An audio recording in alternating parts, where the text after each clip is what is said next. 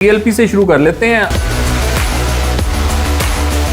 अब मामला ये हुआ है कि उनको बैन करने का वजारत दाखिला का नोटिफिकेशन आ गया है। उसमें उनको जो एंटी टेररिज्म एक्ट है उसके तहत बैन कर दिया गया है। प्रोस्क्राइब्ड एक वर्ड है जी, प्रोस्क्राइब्ड एक ऑर्गेनाइजेशन बन गई है टीएलपी, और अब इनके खिलाफ जो भी मामला होंगे वो इस कानून के तहत होंगे। बात की हो रही थी, काबीना से अप्रूवल हो गई है, अब वजारत कानून को समझी जाएगी। वजारत कानून सुप्रीम कोर्ट में एक पिटीशन दायर करेगी और वहां पर बताएगी कि जी ये जो जमात है ये गैर कानूनी और दहशत गर्दाना जो कार्रवाइयां उसमें शामिल है, तो इसमें पाबंदी लगाई जाए। उसके बाद सुप्रीम कोर्ट उनको नोटिस देती, टीएलपी वाले आते और वो केस चल पड़ता और फिर 1 महीने के अंदर अंदर उसका फैसला होना था एज पर जो लॉ है। अब वो तो हुआ नहीं है। अब पता नहीं ये लोग वो भी करते हैं या नहीं करते हैं, लेकिन जो जराये बता रहे हैं कि इनका मूड नहीं है वो वाला काम करने का। इन्होंने ये पाबंदी लगा दी है वजारत दाखिला के तहत एंटी टेररिज्म एक्ट में जो इनको प्रोविजन हासिल थी उसमें, तो अब ये इसी मामले को यहीं तक ही रखेंगे।